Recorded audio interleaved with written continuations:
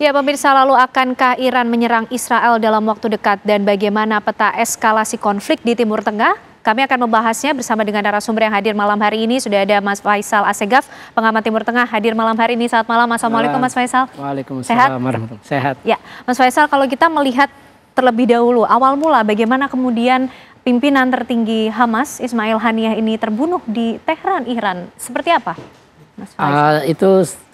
Kejadiannya itu yang saya dapat informasi itu pukul 1.45, kemudian Garda Revolusi Islam Iran, IRGC itu mengeluarkan pernyataan pengumuman itu pukul 6.10. Mereka bilang ada serangan ke arah tempat menginapnya Haniyeh, dan itu tewas Haniyeh bersama pengawalnya namanya Wasim Abu Sya'ban. Terus, tapi hasil penelusuran saya begini. Kepala perwakilan Hamas di Iran itu namanya Khalid Kadumi. Saya ketemu kemarin ketika akhir Mei saya ke sana ketika agenda melayat Ibrahim Raisi jenazahnya. Dia bilang ini akibat serangan udara dan itu diarahkan pelakunya adalah Israel. Tapi anehnya saya mewawancarai 3 warga Iran, 3 warga Teheran. Bahkan 1 orang itu tinggal di utara Teheran. Mereka bilang tidak mendengar suara ledakan. Teman-temannya pun tidak ada yang mendengar. Jadi aneh, ketika kepala perwakilan Hamas bilang ada serangan udara dari Israel terhadap tempat menginap ini, tapi tidak ada warga Teheran yang mendengar. Ini 3 orang yang saya wawancara. Bahkan salah satunya namanya Reza, dia bilang teman-temannya pun tidak ada yang mendengar. Padahal dia tinggal di Teheran Utara. Teheran Utara itu, utara Teheran itu kawasan elit. Banyak petinggi-petinggi Iran tinggal di sana, termasuk Garda Revolusi juga tinggal di sana. Nah, yang aneh lagi apa? Yang aneh lagi sampai sekarang pun tidak ada rekaman foto atau video lokasi kejadian. Oke. Kan itu aneh. Pembunuhan kelas tinggi pemimpin Hamas, kepala biro politik Hamas, tapi sampai sekarang udah jalan hari kedua ini tidak ada satupun foto maupun dokumentasi video yang beredar. Mas Faisal, artinya keanehan ini mengarah pada apa yang ingin disampaikan? Kalau belajar dari pengalaman Israel menyerang Iran itu pernah menggunakan quadcopter mini ketika menyerang fasilitas-fasilitas milik Kementerian Pertahanan Iran. Jadi quadcopter itu yang drone kecil lah, drone mini yang untuk menyerang itu. Kemudian juga Iran pernah melakukan serangan dengan serangan udara atau peluru kendali jarak jauh. Itu ketika Israel maksud saya. Israel ketika menyerang sistem pertahanan udara Iran untuk melindungi reaktor nuklir Natanz di kota Isfahan. Nah, skenario ketiga yang kemungkinan itu adalah memang persenjataan sudah disiapkan di lokasi serangan. Itu terjadi ketika Israel yang diyakini membunuh kepala program nuklir Iran, yaitu namanya Mohsin Fakhrizadeh, itu pada November 2020. Jadi ada 3 skenario. Jadi kalau misalkan dibilang peluru kendali jarak jauh atau serangan udara, otomatis kan pasti ada ledakan. Dan semua orang kan sekarang punya handphone, biasanya langsung foto walaupun dari jarak jauh. Kok tidak ada kepulan asap atau kebakaran sampai sekarang pun nggak ada. Nah, itu ada skenario ketiga tadi, memang ada persenjataan yang sudah disiapkan di lapangan atau lewat quadcopter mini. Nah, yang menarik dari sini yang ingin saya sampaikan adalah makna dari pembunuhan Haniyeh ini bagi Hamas ini sebenarnya bukan hal baru. Artinya siapapun yang menjadi bahkan komandan lapangan, apalagi sampai setingkat Haniyeh, itu memang sudah tahu mereka bakal jadi incaran. Resikonya bakal mati. Nah, dan juga kan kita tahu selama perang ini berlangsung sudah 3 pemimpin Hamas yang tewas. Yang pertama adalah Marwan Issa. Marwan Issa itu adalah wakil dari Panglima Brigade Izzuddin Al-Qassam, Muhammad Daif. Yang sekarang katanya IDF klaim, Israel klaim itu sudah tewas. Tapi saya tadi WhatsApp dengan salah satu petinggi Hamas, mereka bilang itu fake news. Jadi nggak benar bahwa Muhammad Daif sudah tewas. Kemudian Januari lalu itu Saleh Al-Aruri. Saleh Al-Aruri ini jabatannya itu Kepala Biro Politik Hamas untuk tepi barat. Dia tewas di Beirut Januari 2024 serangan drone Israel. Nah, yang terakhir adalah Ismail Haniyeh. Kalau kita hitung dari perang Gaza ya. Nah, terus kalau kita lihat kepemimpinan Hamas, karena Hamas sudah biasa, mereka itu punya mekanisme pemilihan, itu Dewan Suro. Jadi Ismail Haniyeh mulai menjabat Kepala Biro Politik, ini setara Ketua Umum Hamas, setara Ketua Umum di Hamas. Itu mulai 2017 sampai 2021. Kemudian dia terpilih kembali. Ketika 2017 terpilih dia masih di Gaza. Kalau tidak salah Dia keluar dari Gaza itu 2019. Kemudian dia terpilih kembali 2021, artinya masa jabatannya baru habis 2025. Nah, di bawah ketua umum itu ada 4 ketua. Yang seperti saya sebutkan tadi, Kepala Biro Politik Hamas untuk jalur Gaza, artinya ketua Hamas cabang Gaza itu Yahya Sinwar, yang sekarang juga jadi buronan Israel di Gaza. Kemudian Ketua Biro Politik untuk tepi barat Saleh Al-Aruri, saya belum tahu penggantinya siapa. Kemudian Khalid Mish'al itu Ketua Biro Politik untuk diaspora. Karena Hamas itu punya perwakilan di Turki, di Libanon, di Suriah, di Qatar, bahkan di Malaysia pun ada. Oke, artinya ini kita sudah berbicara mengenai siapa kemudian pemimpin berikutnya dari Hamas pasca tewasnya Haniyah ya? Iya. Mas, lalu siapa kemudian dari itu keempat kemungkinan kalau kita lihat ada 3 nama. Yang pertama itu adalah Khalid Mish'al. Karena Khalid Mish'al pernah menjadi Kepala Biro Politik Hamas, Ketua Umum Hamas dari tahun 1996 sampai 2017. Khalid Mish'al pun pernah coba dibunuh, itu diracun di kuping. Waktu itu kantor Biro Politik Hamas masih ada di ibu kota Amman, Yordania. 97 tahun setelah dia terpilih diracun. Tapi kemudian Raja Hussein waktu itu, ayahnya Raja Abdullah sekarang, memaksa Israel untuk nawarin racun, penawar racun, akhirnya dikasih, akhirnya dia selamat. Terus kemudian ada namanya Khalil Al-Hayya. Khalil Al-Hayya itu wakilnya Yahya Sinwar di Gaza. Kemudian ada lagi namanya Hussam Badran. Jadi 3 itu. Tapi kalau dari 3 itu yang terkuat ya Khalid Mish'al, karena dia pernah menjabat Kepala Biro Politik Hamas. Nah, kemudian yang saya mau ingin sampaikan lagi tadi masih kurang. Makna dari pembunuhan Ismail Haniyah ini bagi Iran itu sebuah penghinaan. Kenapa penghinaan? Pertama, Haniyah itu adalah statusnya sebagai tamu negara. Ya, betul. Jadi ketika tuan rumah, apalagi Iran, kita tahu terus, dan musuhnya lagi membunuh di negara yang menjadi musuh kan, istilah Israel kan musuhnya Iran, dan mereka mempermalukan Iran, menghina Iran dengan membunuh tamu negara Iran di Iran sendiri, itu kan sebuah penghinaan. Kedua adalah ingin menggambarkan bahwa Iran kita bisa bilang kebobolan begitu?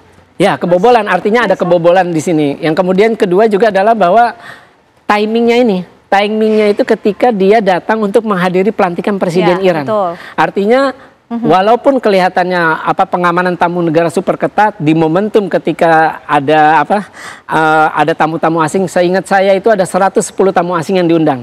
Nah, yang menarik selain Ismail Haniyah itu ada 3 milisi lagi, pentolan 3 milisi anti Israel yang dukungan Iran. Yang datang itu adalah Wakil Sekretaris Jenderal Hizbullah, itu Naim Qasim. Terus kemudian Sekretaris Jenderal Jihad Islam Ziyad An-Nakholah. Kemudian ada lagi juru bicara milisi Al-Husiyun, Muhammad Abdissalam. Nah, kita lihat dalam proses perkabungan hari ini, Nakholah dengan Naim Qasim itu duduk berdampingan mendoakan jenazah, peti jenazah itu sendiri.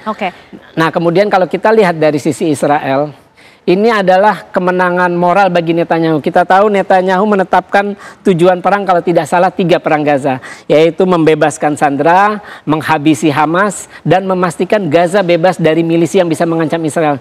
Selama hampir 300 hari mungkin sekarang ini, udah lebih dari 9 bulan, tidak ada satupun dari 3 tujuan utama perang itu yang berhasil. Nah, dengan membunuh Ismail Haniyah, setidaknya itu cukup melegakan lah bahwa bisa menghabisi orang yang dianggap bertanggung jawab terhadap serangan 7 Oktober. Tapi begini Mas Faisal, ini Israel keberhasilan bagi Israel berhasil membunuh dari pimpinan Hamas Ismail Haniyah. Tapi tadi dikatakan bahwa ini adalah bentuk penghinaan bagi Iran sendiri. Iran terhina. Nah, akankah kemudian ini mengarah pada perang yang akan terjadi setelah ini, Mas Faisal? Karena kalau kita lihat pimpinan tertinggi Iran sendiri, Ayatollah Ali Khamenei, sudah memerintahkan akan menyerang Israel secara langsung. Ya, kalau kita berkaca pada serangan April ketika Iran melancarkan serangan ke reaktor nuklir di Natanz, ketika Iran melancarkan serangan terhadap kedutaan Iran di Damaskus, menewaskan perwira senior Garda Revolusi, itu kan dibalas oleh Iran. Artinya presiden itu akan dilakukan oleh Iran, tapi tidak akan artinya serangan terbatas, karena kita tahu semua pihak, kalau Iran sama Israel berperang skala terbuka dan skala penuh, itu akan meledak seluruh Timur Tengah dan dampak negatifnya ke seluruh dunia. Kita tahu karena kan di belakang Israel ada Amerika dan negara-negara Eropa, Perancis, Inggris pun di situ. Kemudian di belakang Iran ada Rusia dan Cina. Artinya kalau sampai ada perang terbuka, itu kan dua-duanya kan, apalagi Iran sudah diyakini punya kekuatan nuklir. Artinya akan hancur semua, dan itu berpengaruh karena kita tahu kan di situ sumber minyak di Timur Tengah itu. Dampaknya akan kemana-mana itu. Iran Jadi kemungkinan tidak akan sepenuhnya ya, tidak akan sampai terbuka ya Mas Faisal. Ya, artinya akan ada serangan terbatas untuk membalas itu. Apalagi yang saya tahu itu ketika beberapa jam sebelum Hania tewas itu Israel berhasil menghabisi tangan kanannya pemimpin Hizbullah Hasan Nasrallah, namanya Fuad Syukur. Nah, di situ juga ada penasehat Iran, militer Iran yang juga terburu, namanya Meldi Baldi. Artinya Iran pun punya alasan kuat selain kematian Hania, ada juga penasehat seniornya di Beirut yang juga tewas bersama tangan kanannya Nasrallah. Oke, baik, kita akan melanjutkan perbincangan ini Mas Faisal, tapi usai jeda pemirsa kami masih akan kembali hadir untuk Anda. Ya pemirsa, Anda masih menyaksikan Apa Kabar Indonesia Malam pemirsa, dan kita akan kembali berbincang dengan Mas Faisal Assegaf. Mas Faisal, ini tadi kalau kita bicara terakhir mengenai Iran sebenarnya punya kemampuan untuk bisa membalas secara terbuka, tapi ini skemanya nampaknya yang akan dipilih adalah serangan secara terbatas. Nah itu seperti apa nanti? Ya, bisa jadi seperti ketika Iran membalas serangan Israel terhadap kedutaannya yang menewaskan jenderalnya, perwira seniornya Garda Revolusi. Jadi Iran yang nyerang langsung. Itu waktu itu 3 yang kena sasaran, yaitu Pangkalan Udara Ramon, kemudian Pangkalan Udara, saya lupa namanya satu lagi, Netivot kalau tidak salah, terus sama fasilitas intelijen di Golan. Tapi bisa juga Iran menggunakan atau bersama-sama dengan proksinya. Kan kita tahu ada Al-Husayun di Yaman, kemudian ada Hamas dengan Jihad Islam di Gaza yang masih berperang, kemudian ada Hizbullah di Lebanon, kemudian ada Popular Mobilization Front, itu koalisi milisi, seluruh milisi Syiah di Irak. Itu juga pro Iran. Jadi 2, bisa Iran nyerang langsung atau Iran menggunakan proksinya atau bareng-bareng. Dan akan dilakukan dalam waktu dekat kah, Mas Faisal? Itu saya kira ya pasti terakhir itu ketika serangan pembunuhan Hania terjadi, itu langsung digelar, kabarnya itu langsung digelar pertemuan Dewan Keamanan Nasional Iran. Itu langsung di rumah Khamenei. Ya karena tentu saja tamparan, kita tahu sehari sebelum Hania terbunuh, Hania mengadakan pertemuan 4 mata dengan Presiden Iran Masoud Pezeshkian yang baru dilantik, terpilih. Kemudian dia juga mengadakan pertemuan dengan Khamenei. Artinya kan tercoreng mukanya Khamenei dengan Presiden Iran. Ini baru dilantik Iran, baru dilantik Presiden baru, terus tiba-tiba dia datang, sehari kemudian dia terbunuh. Tapi memang ada yang menarik dari cerita ini. Artinya begini, ada laporan bahwa Hania itu tinggal di sebuah apartemen di utara Teheran. Tapi saya lebih percaya laporan yang menyebutkan bahwa Hania dengan tamu asing itu kalau tidak salah jumlahnya 110 tamu asing untuk pelantikan, itu tinggal di Kompleks Saadabat. Kompleks Saadabat ini adalah kompleks yang berisi 18 istana ukuran besar dan kecil, dibangun waktu Iran zaman kerajaan, dinasti Qajar sama dinasti Pahlavi. Nah itu luasnya 110 hektar.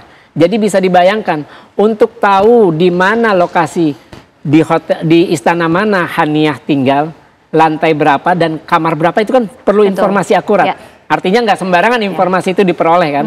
Nah itu seperti itu.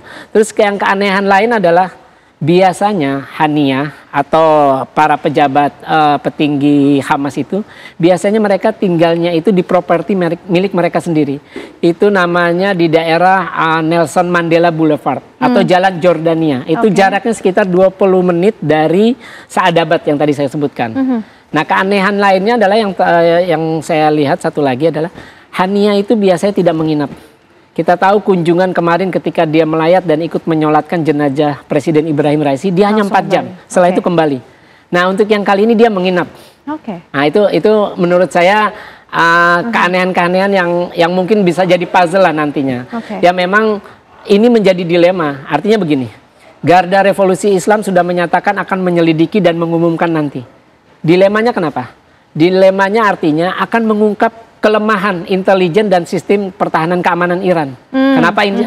Ketika dia harus menyelidiki, dia harus tahu kok bisa ada tamu negara begitu, atau istilahnya bisa kok ada orang berhasil membunuh Hania. Karena begini, itu 145 dan yang terbunuh 2.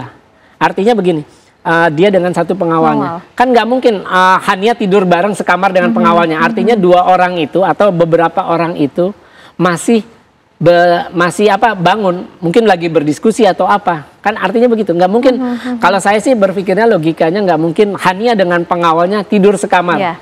Artinya mereka lagi ada mungkin di ruang tamu atau di ruang nonton TV. Nah itulah ketika itu peristiwa jadi. Makanya 2 orang itu bisa tewas. Karena kan disebut itu garda revolusi salah satu pengawal. Karena biasanya itu yang saya tahu.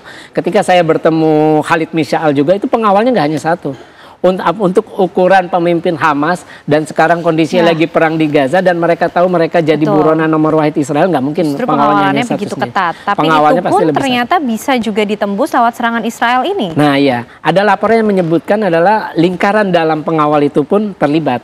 Oke. Nah, artinya gini, kan skenarionya ada 3. Skenarionya bisa menggunakan quadcopter mini.